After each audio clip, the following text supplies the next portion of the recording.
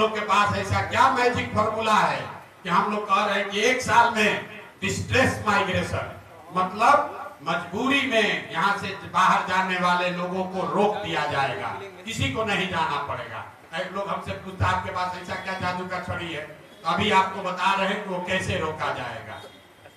पहले बात ये समझिए कि बिहार में जो नौकरी का लालच लोगों को दिया जाता है, सारा नौकरी, आरक्षण, लड़ाई झगड़ा, कोई कह रहा हम 5 लाख दे दिए, कोई कह रहा हम 10 लाख दे दिए, कोई कह रहा हम 60% रिजर्वेशन दे देंगे। पूरा समाज उसी में लड़ रहा है कि कितना हमको रिजर्वेशन मिलना चाहिए, किसका प्रश्न पत्र लीक हुआ। हम आपको बता रहे हैं चपरासी से लेकर मुख्य सचिव तक, इसको याद रखिए, चपरासी से लेकर मुख्य सचिव तक बिहार में सरकारी नौकरी के जितने लोग हैं उसकी संख्या जोड़िएगा तो उनकी संख्या होती है 23 लाख। मतलब 1.97% 2% से कम लोग ही बिहार में सरकारी नौकरी आज 75-78 साल में पाए हैं।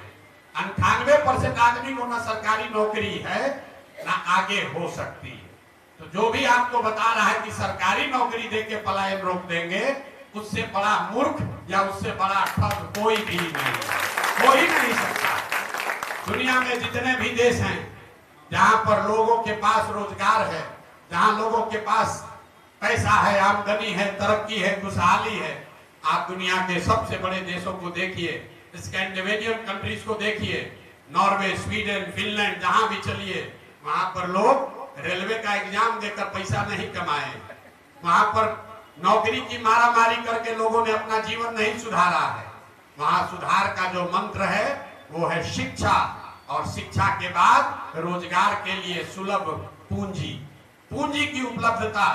आपके पास अगर पूंजी होगा तभी पलायन रुकेगा। जन स्वराज का मंत्र है, मेरे साथ दुनिया के कम से कम 10 से बड़े इकोनॉमिस्ट, बिहार के लोग उसमें इंक्लूडेड हैं, जो काम कर रहे हैं। हम लोगों ने जो मॉडल बनाया है कि बिहार में अगर श्रम का पलायन रोकना है, मजदूरों का पलायन रोकना है, तो उसके लिए पूंजी और बुद्धि का पलायन रोकना होगा। आपको जो मजदूर जाता है ट्रेन में बैठ के, वो पलायन दिखता है, लेकिन पूंजी का पलायन नहीं दिखता, बुद्धि का पलायन नहीं दिखता है। मैं आपको पूंजी के पलायन पर 2 मिनट आपका समय लूंगा, इसकी चर्चा बिहार में कोई नहीं करता है। पूंजी समाज में आता कहां से? पूंजी आने का 2 ही तरीका है। एक, जो पैसा आप कमाकर बचाते हैं, जो अर्जित करते हैं, खर्च के बाद जो बचता है वो आपका हुआ मूलधन। और पूंजी का दूसरा स्रोत है बैंकों से मिलने वाला कर्ज, लोन। तो ज्यादातर लोग कुछ हिस्सा अपना पैसा, अपना बचत का लगाते हैं और 2/3 या 60%, 70% पैसा लोन से लेते हैं, बिजनेस धंधा करने के लिए, गाड़ी खरीदने के लिए, घर बनाने के लिए। आप लोग यहाँ आए हैं गाड़ी से, मोटरसाइकिल से, शायद ही कोई ऐसा आदमी होगा जो बिना फाइनेंस के गाड़ी और मोटरसाइकिल खरीदा होगा। पूंजी की इतनी ताकत है, और बिहार में पूंजी है ही नहीं। पूंजी क्यों नहीं है? क्योंकि यहाँ प्रति व्यक्ति आय है 32,000 रुपया। याद रखिए, नेता लोग जितना भी दावा कर ले, देश में प्रति व्यक्ति आय है 1,35,000, बिहार में प्रति व्यक्ति आय है 32,000। और उसमें भी अगर पटना और बेगूसराय 2 गो जिला हटा दीजिएगा तो बिहार में प्रति व्यक्ति आय है 24,000 रुपया। 100 में 80 आदमी बिहार में आज की तारीख में भी 100 रुपया नहीं कमाता है। यहाँ बैठा हुआ बहुत आदमी तुरंत कहेगा कि मजदूरी 300 रुपया है तो 100 रुपया कैसे नहीं कमा रहा है। वो इसलिए कि घर में अगर बाल बच्चा लेकर 5 आदमी है, मजदूरी 1 आदमी करता है, अगर वो 300 रुपया भी कमाता है तो हर व्यक्ति पर 60 रुपया हुआ, और वो भी उसको 30 दिन मजदूरी नहीं है, 15 दिन मजदूरी मिली तो हर व्यक्ति पर 30 रुपया हुआ। तो ये आंकड़ा याद रखिए, 100 में 80 आदमी दिन में 100 रुपया नहीं कमा रहा है, तो खाने पीने के बाद उसके पास पैसा बचना ही नहीं है। और दूसरा पूंजी का स्रोत है बैंक। बैंक क्या कर रहे हैं?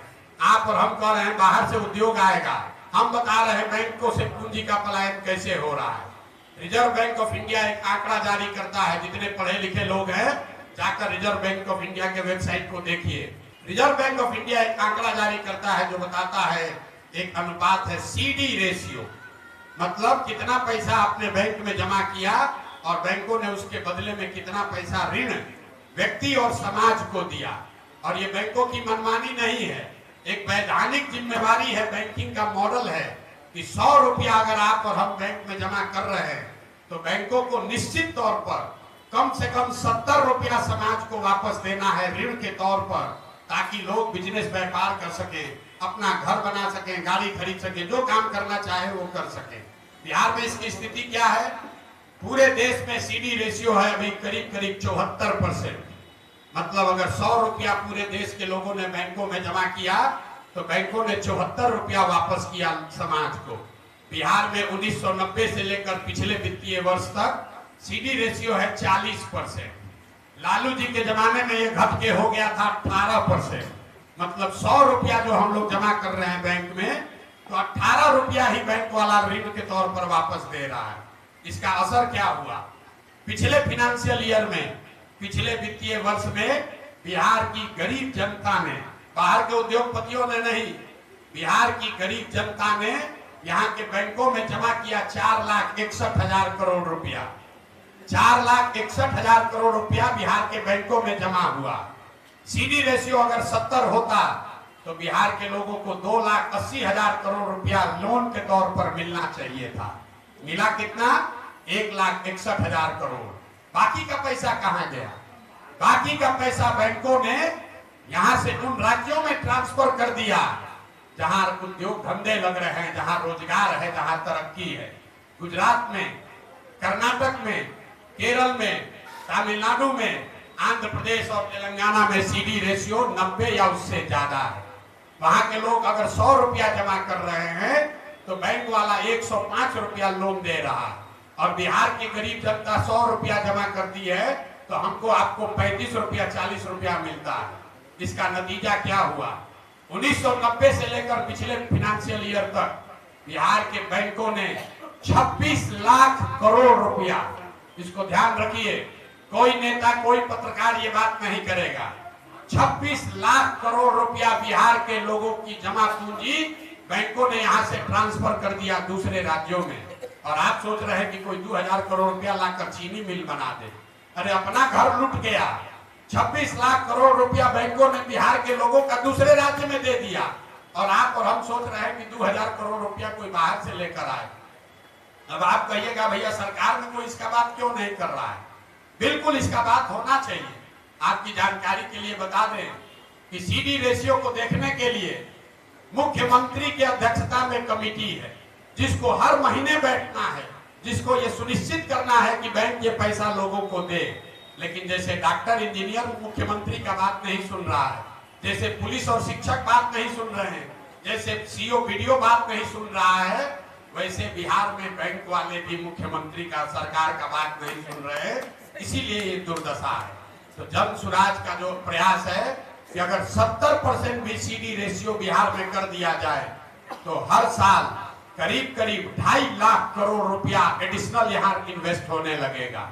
आप बड़ा घर बना सकेंगे, ज्यादा बड़ी गाड़ी खरीद सकेंगे, ज्यादा लोग मोटरसाइकिल खरीद पाएगा, ज्यादा लोग रोजी रोजगार कर पाएगा।